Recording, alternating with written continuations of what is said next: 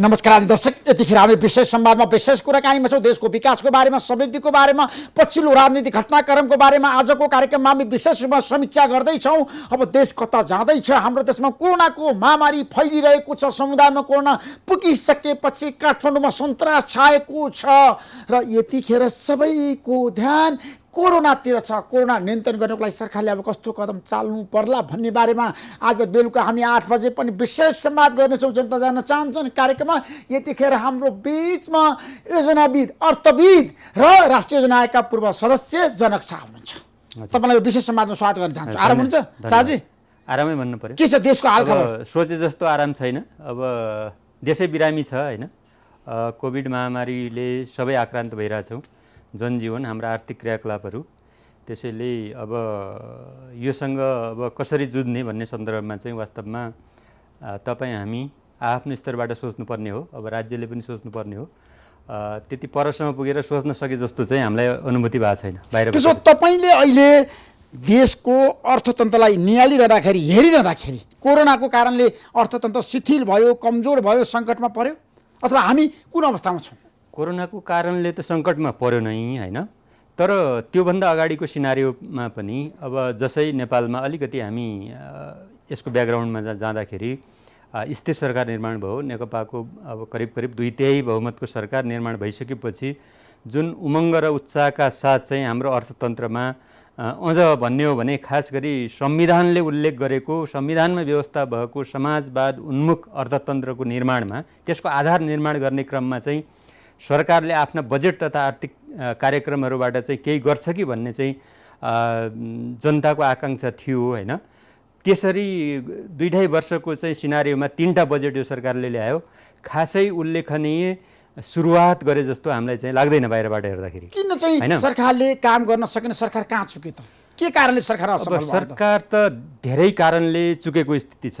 एउटा त सर्वप्रथम त उहाँहरूको आन्तरिक कारणले चुकेको स्थिति छ। सरकार बनेकै दिनदेखि जसरी उहाँहरूको पार्टीभित्र एक प्रकारको चाहिँ एकता प्रदर्शन हुन सकिरहेको स्थिति छैन। सरकार चलाउनेले पनि आफ्नो तरिकाले चलाउने र अब पार्टीगत र संस्थागत विधि र प्रक्रियाका कुराहरू ओझेलमा पर्दै जाने जुन प्रवृत्ति देखियो नि, त्यसले पार्टीभित्र एउटा तीव्र अन्तर्विरोध चाहिँ सिर्जना गर्यो। जसै यसको उदाहरण के लिन सकिन्छ त भन्दा पहिलो बजेट निर्माण गर्दाखेरि, दोस्रो बजेट निर्माण गर्दाखेरि र तेस्रो बजेट निर्माण गर्दाखेरि पनि पार्टीगत रूपमा पार्टीका घोषणापत्रलाई अगाडि राखेर नेकपाका कुनै पनि संस्थागत कमिटीहरूमा चाहिँ कार्यक्रमहरूको बारेमा छलफल भएन भन्ने गुनासो उहाँहरूबाटै आएको कुरा हो। एउटा कुरो त पार्टीले नै यसलाई ओन गर्न सकेन। सरकारले ल्याएका चाहिँ पार्टीले सरकारलाई समर्थन गरेन। एक प्रकारले यो अब एकदम रेसिप्रोकली हेर्नुपर्ने हुन्छ। सरकारले पार्टीसँग सुझाव लिइरहनुपर्छ भन्ने जरुरी ठानेन, त्यो देखियो व्यवहारमा चाहिँ।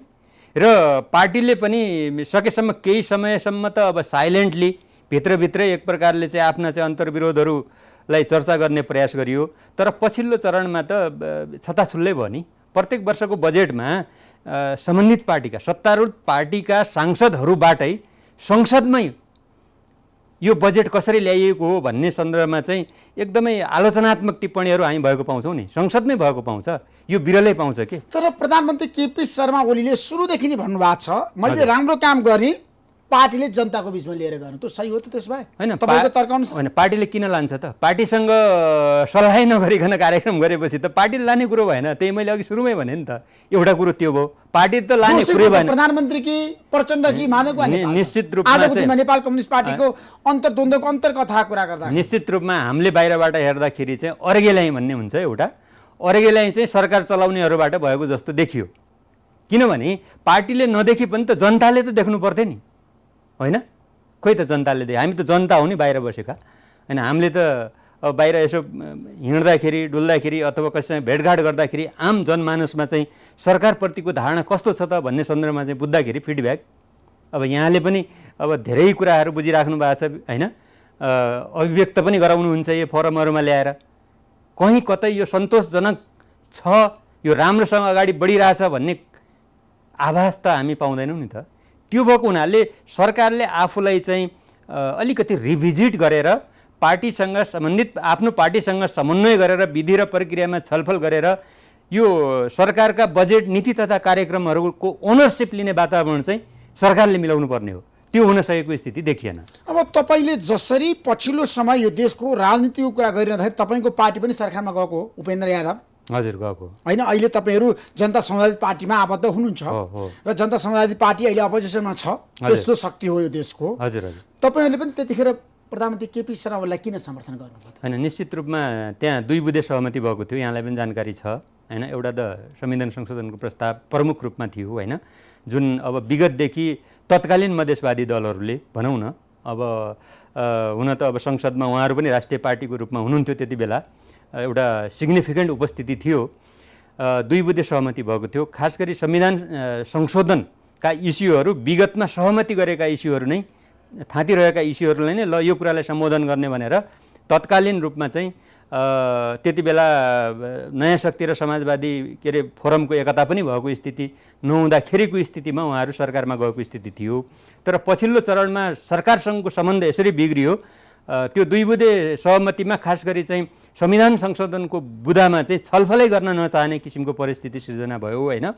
तैपनि अब तत्कालीन अवस्थामा चाहिँ सरकारमा चाहिँ समाजवादी पार्टीको तर्फबाट लिड गर्ने चाहिँ अध्यक्ष उपेन्द्र यादवजीले चाहिँ केही समय प्रयास गरौँ भन्ने चाहिँ एउटा चाहिँ प्रयास गर्नुभयो र त्यसपछि कानुन मन्त्री भइसकेपछि त्यसलाई चाहिँ संस्थागत रूपमै क्याबिनेट थ्रु चाहिँ अब संविधान संशोधनका एजेन्डाहरूलाई चाहिँ हामीले चाहिँ इन्टरनलाइज गर्नु पर्यो र त्यसलाई एउटा विधि र प्रक्रियामा लानु पर्यो भनेर जुन प्रस्ताव लानुभयो, त्यो प्रस्ताव क्याबिनेटमै एक प्रकारले प्रधानमन्त्रीज्यूबाट चाहिँ एकदमै अस्वाभाविक प्रकारको व्यवहार भएपछि वास्तवमा सरकारबाट बाहिरिनुभयो। अब अपोजिसनमा हुनुहुन्छ। तर मेरो भनाइ के हो भने अहिलेको अवस्थामा चाहिँ समस्याको समाधानको लागि प्रधानमन्त्रीले चालेको कदम सबै असफल हो त? खोइ त अब कोरोना रोकथामको लागि प्रधानमन्त्री कति सफल? होइन, त्यो त अब प्रत्यक्ष देखिसकेको छ नि। हामी ह्युएन क्राइमा छौँ, हाहाकार मचिसकेको छ। सुरुका दिनहरूमा पनि कोरोना त नेपालमा अपरझट आएको होइन नि, अरू ठाउँमा अपरझट आयो होला, तर हामी यहाँ त बाजा गाजा बजाएर आएको नि। केही समय त हामी चाहिँ कोरोना फैलिसकेको थियो, फागुनसम्म त हामी माघको लास्ट फागुनको पहिलो हप्तासम्म त पर्यटन वर्ष मनाउने, ल अब कोभिड फ्री नेपाल भनेर चाहिँ भनेर मन्त्रीहरू भनेर हिँडिरहेको स्थिति थियो नि त। जुन गहनताका साथ यो इस्युलाई लिनु पर्थ्यो, यो भनेको विश्व वैश्विक महामारी हो, नेपालमा एनी टाइम आउन सक्छ र त्यसको लागि जुन एउटा पूर्व तयारीहरू हुनु पर्थ्यो, यसले पार्ने 3टा प्रभाव, 3 प्रकारका प्रभाव। एउटा त जनस्वास्थ्यमा पार्ने प्रभाव, अर्को जनजीविकामा पार्ने प्रभाव र अर्को अर्थतन्त्रमा पार्ने प्रभावलाई हामीले कसरी मिटिगेट गर्न सकिन्छ भन्ने सन्दर्भमा त पूर्व तयारी हुँदै भएन। किनभने हामीले नेपाल भारत बोर्डरको चाहिँ अव्यवस्थितको कुरा गरौँ, अव्यवस्थाको कुरा गरौँ, क्वारेन्टाइनहरूको अव्यवस्थाको कुराहरू, पैसा त खर्च भएको छ तर मापदण्ड अनुसारको क्वारेन्टाइन हुन सकेन। आइसोलेसनको कुरा, हस्पिटलको व्यवस्था र हस्पिटलभित्र उपचारको व्यवस्थाका सन्दर्भमा त कुनै ब्याकअप प्लान टाइमली यदि तयारी गरिदिएको भए यस्तो स्थिति हुँदैन थियो कि। किनभने अब प्रोक्युरमेन्टकै सवालमा पनि 11th आवरमा प्रोक्युरमेन्ट भयो। अब यहाँ हामी सबैलाई जानकारी छ, तपाईँ हामीहरूलाई, अब ओम्नीको विवाद, त्यसपछि आर्मीको प्रोक्युरमेन्टको विवाद, यी आदि इत्यादि कुराहरूले त कहाँनिर स्मुथली व्यवस्था, टाइम त हामीलाई प्रशस्त थियो पूर्व व्यवस्थापनको लागि, पूर्व तयारीको लागि। त्यसैले हामीले पूर्व तयारीको पाटोबाट अझै पनि चुकिरहेछौँ, अझै पनि केही छैन। अहिले पनि कुरो आइरहेको छ। सरकारले चाल्ने कदम के? त्यो त उहाँहरूले चाहिँ यो गम्भीरतालाई बुझेर अब चाहिँ जति बेला लकडाउन थियो त्यति बेला कोरोनाको बिरामी थिएन। अब अहिले ओपन भएको स्थितिमा कोरोना उपचार गर्ने एकदम समस्या सन्तास छ। काठमाडौँमै समस्या क्रिएट भइसकेको छ। दिनौ करिब 400 भन्दा बढी सङ्ख्या जनाको मृत्यु भइसक्यो काठमाडौँमा। अहिले अब 70 जना मृत्यु भइसक्यो, 70 कति पुग्यो भन्छ होइन। 22,000 भन्दा बढी चाहिँ सङ्क्रमित भइसकेको अवस्था छ होइन। त्यो भएको हुँदा अब मृत्यु दर बढ्ने खतरा चाहिँ बढ्यो। किनभने उपचारको कमी छ हामी कहाँ, किनभने भेन्टिलेसनको उचित व्यवस्था छैन, अक्सिजनको कमी छ भनिन्छ र भेन्टिलेटरमा लगिसकेपछिको जुन उपचारको लागि आवश्यक पर्ने औषधिहरूको प्रोक्युरमेन्ट भएको छैन। जुन अस्ति अब मिडियाबाटै हामीले थाहा पाएको हो होइन, एउटा बहुचर्चित एउटा केस भएको थियो। प्लेन चार्टर गरेर कलकत्ताबाट एउटा मेडिकल कलेजको अध्यक्षले आफ्नो औषधिको उपचार, उहाँ कोभिड भेन्टिलेटरमा भएको मान्छेले नै प्लेन चार्टर गरेर औषधि मगाउनु पर्ने परिस्थिति सिर्जना भयो र बल्ल सरकारले अब निजी क्षेत्रलाई चाहिँ त्यस्तो प्रकारको औषधि चाहिँ आयात गर्न दिने भन्ने कुरो आइरहेको छ र सरकारले पनि प्रोक्युरमेन्ट गर्नु पर्यो टाइमली, अस्थायी प्रकारका हस्पिटलहरू निर्माण गर्नु पर्यो हैन। यो डेडिकेटेड हस्पिटलले पुग्ने स्थिति छैन। कोभिडका सँगसँगै अरू रोगले मर्ने चाहिँ जुन एउटा मृत्युदर पनि बढिरहेको स्थिति छ हैन। यस्तो अवस्थामा त कहाँनिर प्रभावकारी भयो त?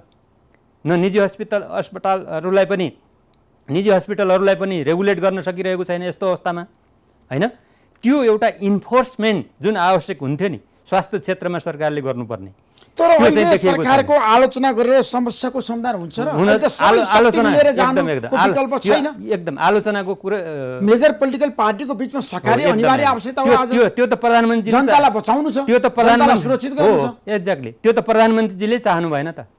सुरुमा चाहिँ उहाँकै पार्टीको अर्को अध्यक्षले त प्रस्तावै राख्नुभयो हो नि हैन। सबै एउटा सर्वदलीय एउटा संयन्त्र बनाएर कसरी एउटा साझा सहमतिमा चाहिँ यो कोभिडसँग हामी चाहिँ जुझ्न सक्छौँ एउटा मोडालिटी तयार गरौँ भनेर त उहाँकै पार्टीभित्रबाट प्रस्ताव आएको। खोइ कहाँनिर कोसँग समन्वय भएको छ, कोसँग छलफल भएको छ, कोसँग इन्टरेक्सन भएको छ? छैन। स्थानीय स्तरमा पनि त्यस्तो संयन्त्र बनेको छैन। जसको हातमा स्थानीय निकाय छ उनीहरूले जथाभावी खर्च गरेको स्थिति छ हैन। भने यो त राज्य पक्ष बढी जिम्मेवार हुनु पर्यो कि, यो त प्रतिपक्षहरूले त भनेकै छन् जस्तो लाग्छ मलाई। तर आजको दिनमा हाम्रो देश नेपालको कुरा गर्दाखेरि नेता नभएको कारणले हामी चाहिँ देशमा आज यो अवस्थामा छौँ, अप्ठ्यारोमा छौँ। किनभने दूरदर्शी राजनेता भएन, स्टेटमेन्टसिप हुन्छ नि, सबैलाई मिलाएर सबैको भावना बुझेर जनताको लागि काम गर्ने, एकदम पार्टीका स्वार्थमा त माथि उठ्ने लिडरसिप देशमा नभएको सही कुरा। त्यो अभाव छ, त्यो अभाव छ। त्यही भएर चाहिँ के हो त भने यी हिजो जुन आन्दोलनलाई लिड गरेर आएका चाहिँ परम्परावादी शक्तिहरूले आफूलाई रूपान्तरण गर्न सकिरहेको छैन। हिजोकै धङधङीमा उहाँहरू काम गर्न खोजिराख्नु भएको छ। आफूलाई चाहिँ व्यवहार र प्रवृत्तिमा चाहिँ रूपान्तरण गर्ने र एउटा सहकार्यको वातावरण बनाउने। हामी त एक प्रकारले लोकतन्त्रमा छौँ नि त। लोकतन्त्र भनेको के हो त हैन? माइट राइट भन्ने त हुँदैन नि। मेरो 2/3 छ, मैले जे गरे पनि हुन्छ भन्ने हुन्छ। 2/3 छ, मैले जे गरे पनि हुन्छ। पार्टीसँग पनि सहकार्य गर्न जरुरी छैन, पार्टीको कुनै संस्थागत निर्णय मैले गर्न जरुरी छैन भन्ने नेतृत्वले अरू पार्टीसँग कसरी सहकार्य गर्छ? गर्नै सक्दैन। त्यो प्रवृत्ति देखियो कि हामी कहाँ। त्यो दङदङीले निश्चित रूपमा हामीलाई चाहिँ पार्टीको कुरा गर्दा जनता समाजवादी पार्टी पनि आजको दिनमा बैठकमा यतिखेर व्यस्त भइरहेछ। नेताहरू बैठकमा सहभागी भइरहँदाखेरि त्यहाँ पनि द्वन्द्व छ, विवाद छ नेतृत्वको बीचमा। अझै पनि कार्यविभाजन हुन सकेका छैन। किन भन्नुहोस्? निश्चित रूपमा हो, केही ढिलाइ भइरहेको छ, कार्यविभाजन हुन सकेका छैन। निश्चित रूपमा अब एकता प्रक्रियामा जाँदाखेरि केही अप्ठ्याराहरू त रहन्छन् नै हैन। जस्तो अब नेकपा पनि एकता भएको यत्रो भइसक्यो, अहिलेसम्म चाहिँ धेरै कामहरू अधुरा रहेको स्थिति छ हैन। त्यसैले यो रूपान्तरण प्रक्रिया भनेको अलिकति जटिलै हुँदो रहेछ हैन। हामीले जतिसुकै आफूलाई वैकल्पिक बनाउने, हामी राम्रो हुन्छौँ भनेर चाहिँ अर्को इनिसिएटिभ गरे हो नि त त्यो त हैन। त्यहाँ पनि ढिलासुस्ती निश्चित रूपमा भइरहेको छ। अब हामीले घचघचाइरहेछौँ, किनभने एकताको भाव समयमै जनता समक्ष लान सक्यो भने त्यसले प्रभावकारी हुन्छ हैन। त्यो भएको हुनाले अहिले अब एजेन्डाहरूमा छलफल भइरहेको होला, अब भइरहेको छ। खास गरी जिम्मेवारी बाँडफाँडको कुरो र अहिले जुन पदाधिकारी समिति छ 50-51 कतिजनाको हैन, त्यसको जिम्मेवारीको बाँडफाँड र अनि तल्लो तहसम्म चाहिँ हामीले चाहिँ स्थानीय तहसम्मको जुन एउटा समायोजन प्रक्रिया र निर्देशिका चाहिँ फाइनल गर्ने र समायोजन प्रक्रियामा जाने भन्ने कुरोमा चाहिँ केही निर्णय होला भन्ने आशा गरौँ। तर अलिकति ढिलाइ चाहिँ पार्टीभित्र लिडरसिपलाई लिएर झगडा छैन, बाबुराम भट्टराईलाई के अधिकार दिने, के पोजिसन दिने भन्ने बारेमा त छैन त। त्यो छैन, द्वन्द्व छ नि त पार्टीभित्र। द्वन्द्व भन्दा पनि बहसको विषय त्यतातिर केन्द्रित छ। निश्चित रूपमा त्यहाँनिर चाहिँ फ्लेक्सिबिलिटी छ। एउटा कुरो के हो त भन्दाखेरि यो भनेको अन्तरिम समय हो, किनभने महाधिवेशनमा त विधि प्रक्रियामा जान्छौँ हैन। एउटा डेमोक्रेटिक अभ्यास हुन्छ, त्यहाँबाट एउटा चाहिँ उचित नेतृत्व चयन हुन्छ। तर अहिले भनेको त के हो त भन्दाखेरि यो समायोजन प्रक्रिया हो। समायोजन प्रक्रियामा यसलाई ट्रान्जिसनलाई व्यवस्थापन गर्नलाई अलिकति 19-20 कोही तलमाथि बसेर हुन्छ भने तपाईले बाबुराम भट्टराईसँग पनि काम गर्नुभयो। हजुर, उहाँ कस्तो नेता हो देशलाई हाँक्न सक्नुहुन्छ? उहाँले भिजन छ उहाँसँग निश्चित रूपमा। वास्तवमा व्यक्तिगत रूपमा म बाबुरामसँग लाग्नुको कारण त मेरो 2040 सालदेखिको सहकार्य उहाँसँग। कसरी सहकार्य भयो बाबुराम भट्टराईसँग तपाईँको 40 सालदेखि? म चाहिँ विद्यार्थी कालदेखि नै राजनीतिमा लागेको मान्छे हो है। पछि प्रोफेसनमा गइयो है। तर त्यति बेलादेखि उहाँले जनमोर्चा निर्माण गर्नुभएदेखि र उहाँ चाहिँ मसालको राजनीतिमा आउनुभएदेखि उहाँसँग मेरो सम्पर्क हो। म त्यति बेला विद्यार्थी राजनीतिमा थिएँ काठमाडौँमै। होइन। अब विद्यार्थीमा त्यति बेला अखिल छैठौँ भन्ने हुन्थ्यो होइन। त्यो राजनीतिबाट म कर्मिक रूपमा चाहिँ यो कम्युनिस्ट आन्दोलनसँग म त धेरै अगाडि जोडिएको 35-36 को विद्यार्थी आन्दोलनबाट सानै उमेरदेखि जोडिएको मान्छे हो राजनीतिमा चाहिँ होइन। मेरा थुप्रै अब सुदूरपश्चिमकै पनि थुप्रै सहकर्मी साथीहरू हुनुहुन्छ त्यति बेला आन्दोलनमा जोडिएका होइन। त्यो भएको हुँदा मेरो लामो सहकार्यमा मैले नेतृत्वमा किन आज पछि पर्नु होइन, के कारणले म त प्रोफेसनमा लागेँ नि त। हेर्नुहोस् म राजनीति तपाईँ नेपाली कम्युनिस्ट पार्टीमा आबद्धता हुनुहुन्थ्यो विगतमा हो बाबुराम भट्टराईसँग हो राजनीति गर्नु माओवादीमा थिएँ म माओवादीमा हो मसालदेखि माओवादीसम्म तपाईँ अहिले हो हो जुन किसिमको डाक्टर बाबुराम भट्टराईसँगै आउनुभयो हो जनता समाजवादी यो पार्टी यो प्रचण्ड कमरेडलाई पनि राम्रोसँग चिनिन्छ होइन। तर मलाई भिजनको हिसाबले र उहाँले जुन जुन कालखण्डमा नेतृत्व पाउनुभयो नि अर्थमन्त्री हुनुभयो होइन।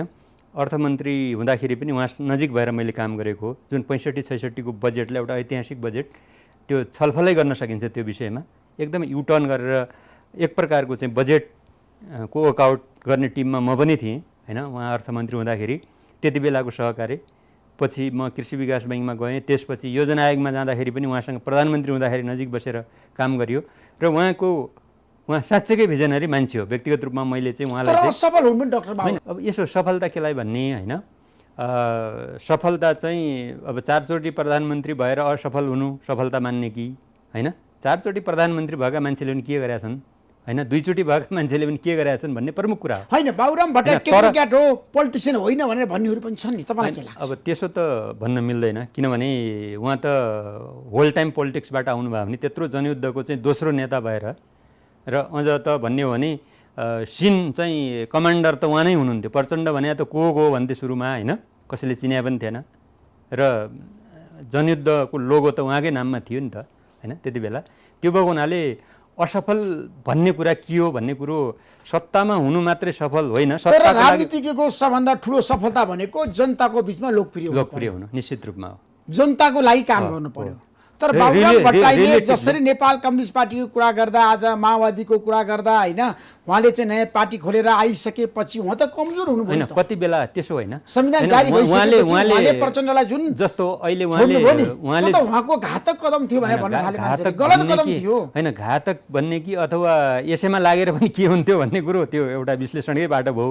अहिले नेकपामा के भइरहेछ भन्ने कुरो पनि अझै समीक्षाको पाटो होला होइन। एउटा कुरो के हो त भन्दा उहाँ अलि अगाडिको सोच्ने र एजेन्डा स्थापित गर्ने क्रममा चाहिँ केही समय लाग्छ। जस्तै संविधान सभाको बारेमा चाहिँ पहिलो र नेपाललाई एउटा गणतान्त्रिक सङ्घीय गणतान्त्रिकमा चाहिँ सेफ ल्यान्डिङ गराउने चाहिँ प्रमुख एजेन्डा भनेको त बाबुरामकै थियो हेर्नुहोस्।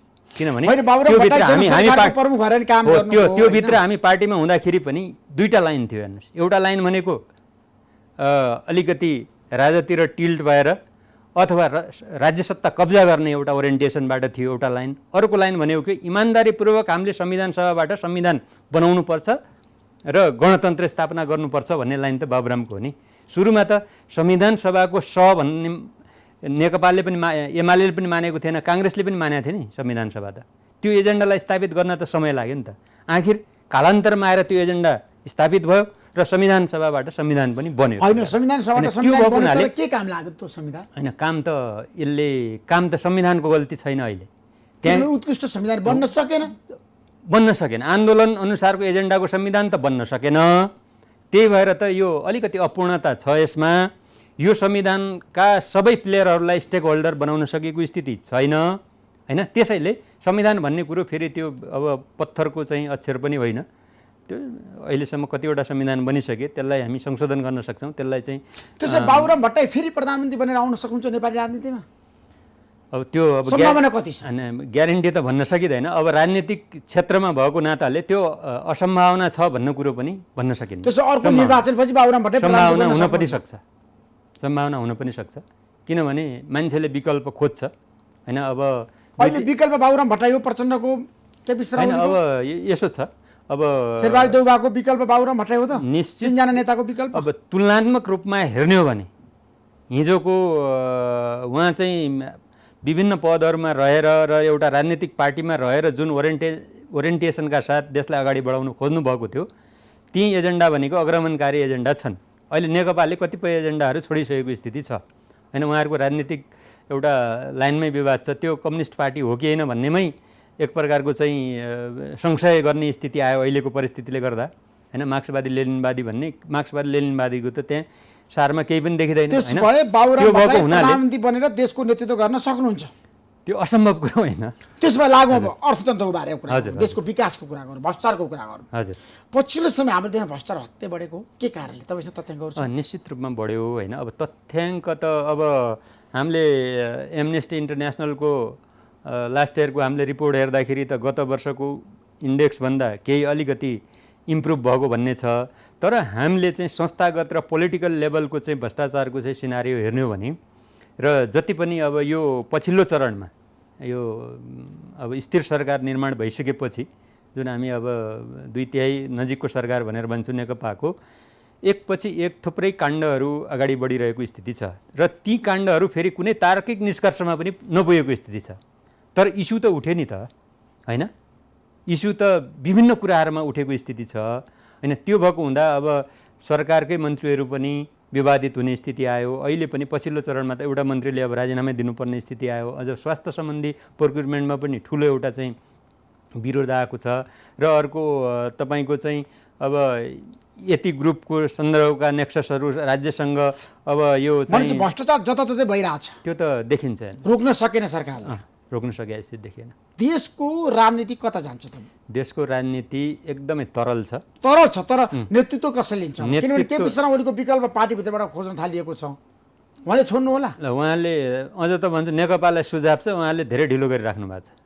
केपी शर्मा ओली राजीनामा दिनुपर्छ पर्छ अथवा उहाँहरूको पार्टीको एङ्गलभित्रबाट हेर्ने हो भने उहाँहरू दुई थरी बसेर चाहिँ गिभ एन्ड टेक गर्नुपर्छ, मिलाउनुपर्छ। चोचोमोचो मिलाएर अगाडि बढ्न सकिएन भने उहाँहरूले जस्तो एउटा अध्यक्ष एउटा प्रधानमन्त्री मोडालिटीमा नजाने हो र आन्तरिक तर पार्टी फुट्ने हो कि जनताका यावत प्रश्नहरू छन्, कार्यकर्ताका धेरै गुनासाहरू पनि हैन। छन्। पार्टी त अब नेपाल कम्युनिस्ट पार्टी फुट्यो भने व्यवस्था सङ्कटमा पर्छ, व्यवस्था त सङ्कट पर्दैन, त्यो त पर्दैन, त्यो संविधानमा त्यो कतै छैन। व्यवस्था सङ्कटमा पर्ने संविधानमा कतै छैन, हामीले पढेको संविधानमा कतै छैन।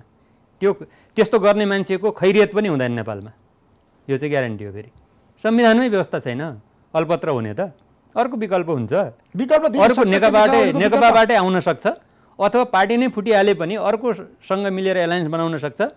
किनभने सरकार बन्ने सम्भावना हुँदासम्म न संसद विघटन गर्न सकिन्छ, न मध्यावधिमा जान सकिन्छ, न यहाँ सङ्कटकाल लगाउन सकिन्छ हैन। तर केपी शर्मा ओलीलाई हटाउन धेरै गाह्रो छ भन्छ नि मान्छेहरू, जनक शाहजी हैन। गाह्रो अब गाह्रो त शक्तिशाली त अब हो हैन, तर शक्तिशाली देखिनु भएन कि काममा शक्तिशाली देखिनु भएन उहाँले हैन। लिएको डिसिजनहरू एकदम सफलताको शिखरमा पुगेको छ, कुनै पनि सफल भएको छ भन्छ त्यो एउटा डिसिजन मलाई पनि भन्नु न, तपाईँको नजरमा केही छ भने। अनि म त राष्ट्रवादी नेता हो नि त। कसरी लिम्पियाधुरा कालापानीको बारेमा, लिम्पियाको बारेमा उहाँले प्रश्न लिम्पियाधुराको बारेमा तपाईँलाई म भनौँ, लिम्पियाधुराको बारेमा जब पहिलो पटक चाहिँ नक्सा प्रकाशित गर्यो नि, नक्सा प्रकाशित गरिसकेपछि हामीहरूले भनौँ न सरकारवालाहरूले चाहिँ सडकबाट आन्दोलन गरेको स्थिति थियो। ल तुरुन्त यो भारतलाई उगेर नक्सा प्रकाशित, तपाईँ सर्वोच्च अदालतमा 3टा रिट परेका थिए, त्यो रिटमध्ये एउटा रिट हाल्ने मान्छे म पनि हो। त्यो 3टा रिटलाई नै समेटेर सर्वोच्चले आदेश गरेको स्थिति छ। त्यो आदेशलाई समेत सरकारले चाहिँ लगौटी लगाइदियो हेर्नुहोस् त्यति बेला। र त्यति बेलै इनिसिएट गरेको भए रोड सडकको उद्घाटन त हुँदैन थियो नि, तर सडकको उद्घाटन भयो। त्यति बेलासम्म किएर बसायो त्यो सरकार, राष्ट्रवादी सरकार। सडकको उद्घाटन भइसकेपछि पनि भनिदिनु पर्ने कसले भन्दा पहिलोपटक सुन्नुहोस्, राष्ट्रवादी नेता त हो नि, पहिलो भए सबै नेता राष्ट्रवादी छ, सबै नेता देशभक्ति छ। त्यो भन्नै सकिँदैन, त्यो वाहियात कुरो हो कि त्यो। जस्तै म भन्छु नि त, उहाँले किन बाटो उद्घाटन रोक्न सक्नु भएन? बाटो उद्घाटन भयो भनेर फर्स्ट टाइम संसदमा बाबुराम भट्टराईले बोलिदिएपछि उहाँहरूले थाहा पाउनु भयो र उहाँको रक्षा मन्त्रीले पनि थाहा छैन भन्यो, प्रधानमन्त्रीले पनि थाहा छैन भन्नुभयो। संसदमा पहिलो बोल्ने मान्छे को हो? बाबुराम भट्टराई हो। त्यसपछि हाहाकार मच्यायो बाटो उद्घाटन गर्यो भनेर, बाबुरामजीले ट्विट पनि गर्नुभएको थियो हैन। र त्यसपछि अब दबाब सिर्जना भयो, आन्दोलनहरू भए बाहिर पनि हैन। अब देख्नु नै भयो, नेकपाभित्र पनि केन्द्रीय समितिको बैठकले नै निर्णय गरेको कुरा छ, किन त्यति बेला प्रकाशित भएन हैन। र कार्यक्रमहरू प्रकाशित गर्दाखेरि उहाँहरूकै नेता वामदेव तर यो वामदेव सुन देशमा कमरेड सुन्नुहोस्, वामदेवले तपाईँलाई थाहा त छ, हरेक विषयवस्तुमा हामीले बहस गरिरहँदा त्यसैले पछिल्लो समय यो चाहिँ म देशबाट राष्ट्रवादी छाप चाहिँ हैन, त्यो- प्रधानमन्त्री देखाउनु त्यो अरू देशको विरोध गरेर राष्ट्रवादी भइँदैन कि। पहिला त देशभित्र के गरेँ मैले, जनतालाई युनाइट गर्ने, जनतालाई विभाजन गर्ने, एक अर्कोलाई गाली गर्न लगाउने, पार्टीभित्र चाहिँ एकअर्कालाई गाली गर्ने परिस्थिति सिर्जना गर्ने, देशमा लुटतन्त्र हावी हुन दिने। हामीले के गरेका छौँ? आन्तरिक राष्ट्रवाद बलियो नभएसम्म बाह्य राष्ट्रवाद बलियो हुँदैन। हेर्नुहोस्, प्ले गरिरहन्छ बाहिरको शक्तिले। त्यो भएको हुँदा आन्तरिक राष्ट्रवादका आयामहरू के हुन्? हाम्रो आर्थिक समृद्धि हो, विकास हो, हिमाल पहाड तराईको बिचको चाहिँ मधेस बिचको चाहिँ एकता हो। हामीले त एक नेपालले अर्को नेपाललाई गाली गरिरहेछौँ। म मात्र एक नम्बरको राष्ट्रवादी, अरू सबै अराष्ट्रवादी रे। त्यस्तो पनि हुन्छ? तपाईँ पनि राष्ट्रवादी, म पनि होइन, राष्ट्रवादी। सबै राष्ट्रवादी हो नेपाली जनता। सबै होइन, नेपाली, नेपाली जनताले एक्ज्याक्टली। कहिले पनि त्यसैले राष्ट्रवादको बारेमा कोहीसँग पनि सम्झौता गरेका गरेका छैन, निश्चित रूपमा हो। 1 इन्च भूमि पनि हाम्रो न भारत न चीन दुवैले मिल्छ हो, मिल्दैन। एकदम रियालिटी त्यही हो। हाम्रो वास्तविकता त्यही हो है नेपाली जनताको। हजुर हो। अब भ्रष्टाचारको कुरा गर्दाखेरि सरकार एकदम भ्रष्टाचारमा चुर्लुमा डुबे हो। अब हामीले बाहिरबाट देख्दा त त्यही लागिरहेछ, किनभने जुन नेक्ससहरू देखिएको छ नि, बिजनेस घरानाहरूको नेक्सस होइन, बारम्बार हुँदा पनि कुनै इस्यु उठ्यो, संसदीय समितिमा छानबिन हुन्छ, तपाईँले चाहिँ अब त्यो वाइट बडी प्रकरणको पनि छानबिन भएअनुसार अगाडि बढ्न सकेका छैन कि त छानबिन गरेर यो भा हो होइन भनेर त भनिदिनु पऱ्यो नि त सरकारले। तपाईँ हाम्रो हातमा मेसिनरी त छैन नि त।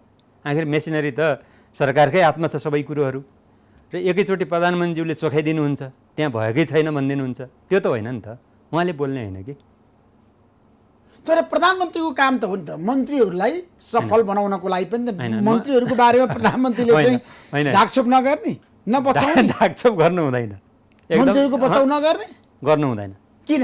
कुरो आइसकेपछि, गनाइसकेपछि कहाँबाट कहाँनिरबाट गन्ध आयो भन्ने कुरो छानबिन त पारदर्शी बनाइदिनु पऱ्यो नि त। हामी त लोकतन्त्रमा छौँ नि त।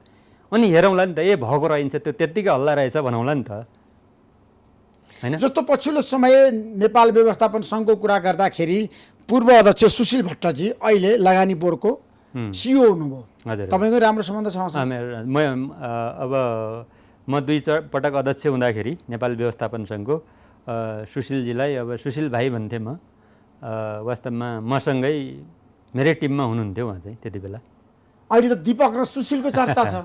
तपाईँले चिन्नुहुन्छ दुवैलाई? दीपकजीलाई चिन्दिनँ म, सुशीललाई त राम्रोसँग चिन्छु होइन। दीपक कस्तो व्यक्ति हो सुशीलजी?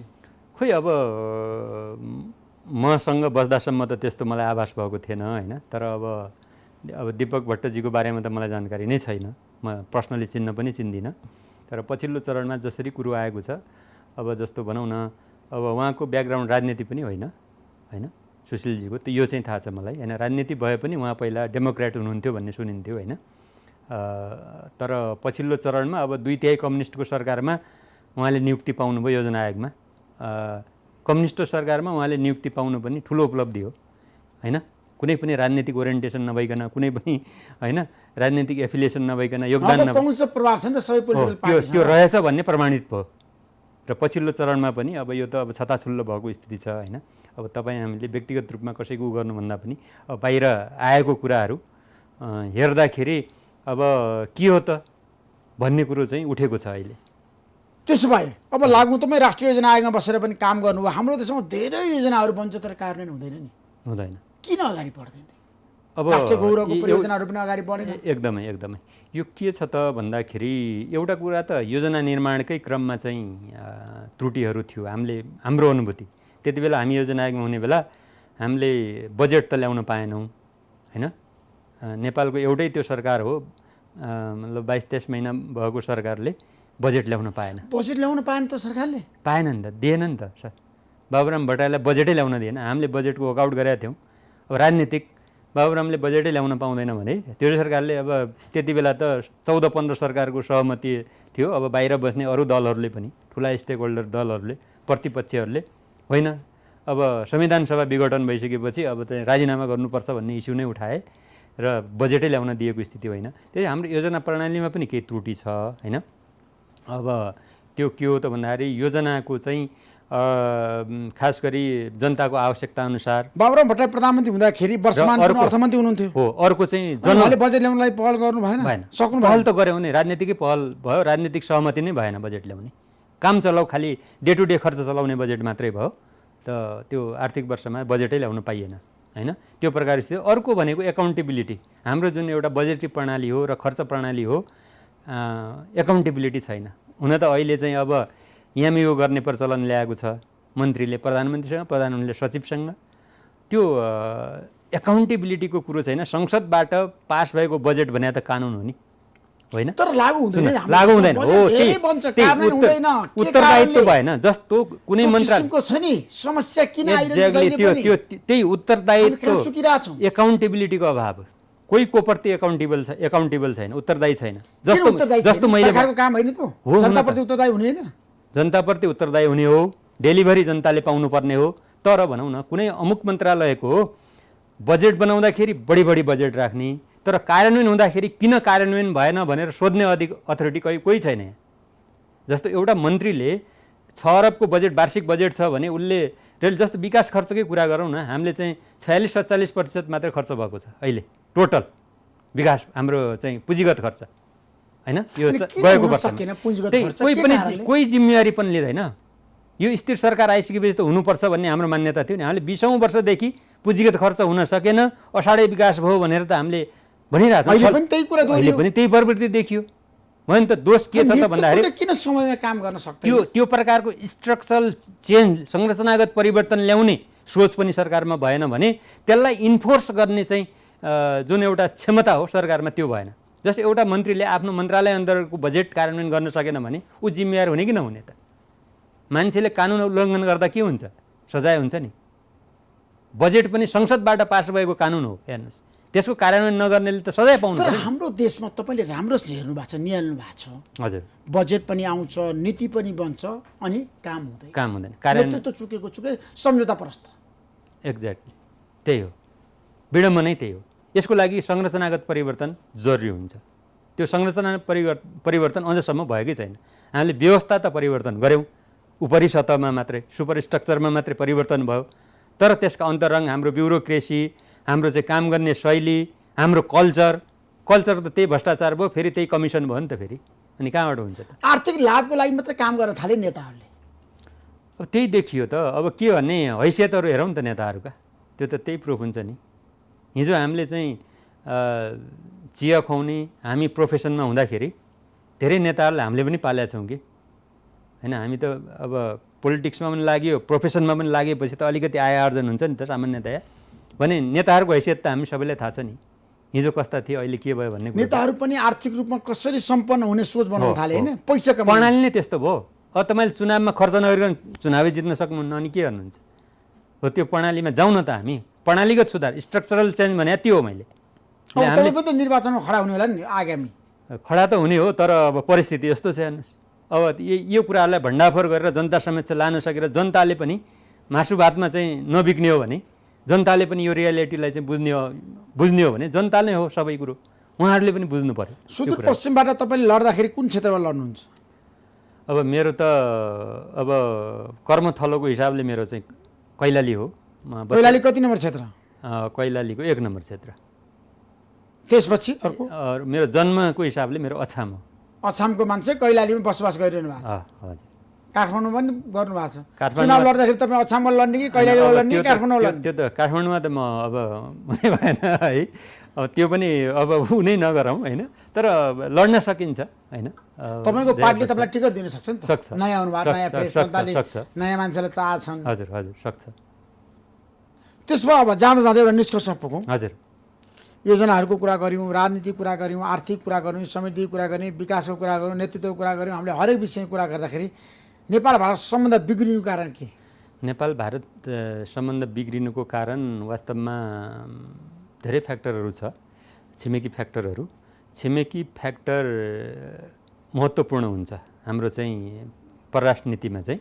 जस्तो भारतले हाम्रो बारेमा के कन्सर्न राख्छ भन्ने कुरा महत्त्वपूर्ण हुन्छ भने हामीले भारतसँगको सम्बन्धमा के कन्सर्न हाम्रो छ भन्ने कुरो, यो दुईटै कन्सर्नलाई एक अर्को देशले बुझिदिएर, एक अर्को देशको नेतृत्वले बुझिदिएर अगाडि बढ्यो भने समस्या हुँदैन। हामी कहाँ चाहिँ त्यो समस्या चाहिँ जनस्तरमा सम्बन्ध राम्रो छ, राम्रो छ, रोटीबेटीको सम्बन्ध छ, एकदम तर नेतृत्वमा टक्राव छ। त्यही पनि जनस्तरमा राम्रो छ। सत्ताका केही 2-4 जना मान्छे 2-4 वटा मिडिया भन्दा बाहेकको मिडियामा जानुस् र बाहेकका इन्टेलेक्चुअलहरूमा जानुस्, त्यहाँ राम्रो छ। बौद्धिक सर्कलमा हामी जाने भने हामी इन्डियामा पनि बस्या हो, म इन्डियामा पनि पढ्या हो है। त्यो भएको हुँदा जनस्तरमा राम्रो सम्बन्ध छ र हामी कहाँ आउने जुन एउटा राजनीतिक नेतृत्व हो नि, र यो विषयलाई फेरि एउटा हाम्रो सबभन्दा सजिलो विषय भयो कि चर्चित हुने। राष्ट्रवादी भनिदियो भने 1000 खत पनि 1000 किसिमका चाहिँ अपराध पनि मिना गरिदिने जुन चलन देखियो नि नेपालमा। राष्ट्रवादी भनिदिए पुग्यो, एउटा एजेन्डा लिएर म राष्ट्रवादी हुँ भन्ने कुरा भयो भने हामी त्यसमा विश्वास गरिहाल्ने भयौँ। एउटा नेता मात्र राष्ट्रवादी छैन नेपालमा, सबै नेताहरू राष्ट्रवादी। जस्तो नेपाली कङ्ग्रेसमा आगामी नेतृत्व कुरा गर्दाखेरि, नेपाल कम्युनिस्ट पार्टीको कुरा गर्दा, तपाईँको पार्टीको कुरा गर्दाखेरि हजुर द्वन्द्व सबै पार्टीमा छ, निश्चित रूपमा शक्ति सङ्घर्ष। हो। अब मलाई एउटा कुरा बताउनुहोस् त, अहिलेको अवस्थामा कोरोनाको सङ्कटको कारणले देशको अर्थतन्त्र तहस नहस हुन्छ कि हुँदैन, हामीले बचाउन सक्छ सक्दैन? मेरो प्रश्न त्यहाँनिर हो। धेरै चुनौती छ। धेरै चुनौती छ। अघि मैले के ठ्याक्कै किनभने के छ यहाँलाई के भन्न खोजेको थिएँ, एउटा त जनस्वास्थ्यको क्षेत्रमा धेरै ठुलो प्रभाव पर्छ जनस्वास्थ्य क्षेत्रमा। अर्को कुरो त्यसले पनि ठुलो लगानीको माग गर्छ। अर्को कुरो जनजीविका। हेर्नुहोस् त, अहिलेसम्म तपाईँले याद गर्नुभएको छ, राज्यले जनताको जनजीविकाको लागि चाहिँ गर्नुपर्ने वर्गलाई केही गर्न सकेको स्थिति छैन। तत्कालीन अवस्थामा अहिले पनि मान्छेहरूले चाहिँ मनकारी मनहरूले अनि सामाजिक संस्थाहरूले भात खुवाइरहेछ, अहिले खाना खुवाइरहेछ सयौँको सङ्ख्यामा काठमाडौँभित्रै हामी देख्न सक्छौँ। भने राज्यले त्यतातिर हेर्न सकेन। र अरू कुरो, राज्यलाई कन्ट्रिब्युट गर्ने करदाता र सामान्यतया चाहिँ सामाजिक सुरक्षामा योगदान गर्ने वर्गलाई पनि राज्यले केही राहत दिन सकेको स्थिति छैन। जनजीविका, मान्छेले रोजगारी गुमाएको स्थिति छ होइन। बाध्य भएर अहिले कोरोनाको यस्तो हाहाकार छ। अहिले हिजो हेर्नुभयो होला, सुदूरपश्चिममा दिनौँ 300-400 जना अहिले एउटा नाकाबाट भारत गइरहेछ। तर नाका किन सिल नगरेको, किन कडाइ भारत गइरहेछ? हेर्नुहोस्, यो त गजब कुरो हो नि त। किन गयो त भन्दा भन्नु पर्दैन। हामीले भने कसले सुन्छ भने सेना बस्नुपर्छ। हामीले भने कसले सुन्छ? आफ्नै पार्टीका नेताले भने त सरकारले सुनेको छैन, तपाईँ हामीले भने कसले सुन्छ? 300-400 जना एउटा नाकाबाट भनेर आँकडा आइरहेको थियो, देखाइरहेको थियो। यस्तो बेलामा हेर्नुहोस् त, हामी घरभित्र बस्न हामीलाई डर लागिरहेछ हो कि तपाईँ हामीलाई एउटा प्रकारको मनोविज्ञान त्यस्तो छ भने बाध्य भएर मान्छे यो भारतमा चाहिँ अचाकले चाहिँ सङ्क्रमण बढिरहेको अवस्थामा फेरि भारतमै रोजगारीको लागि नेपालीहरू गइरहेछ, जान थालिसके। किन त यो एक्ज्याक्टली राज्यले सम्बोधनै गर्न सकेन त्यो कुरालाई? कहाँ के गर्ने?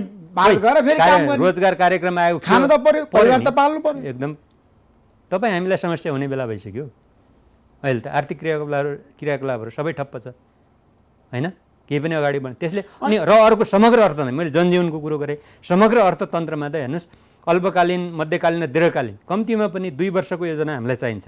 र अझै पनि थाहा छैन यो हाम्रो जुन कप त अहिले बढिरहेछ होइन, कहिले यो डाउन हुने हो सङ्क्रमण होइन। अब यो भिसेपमा जान्छ, यसो हुन्छ अनि भन्दै हुनुहुन्थ्यो होइन। अब कहिले हुने हो त त्यो होइन?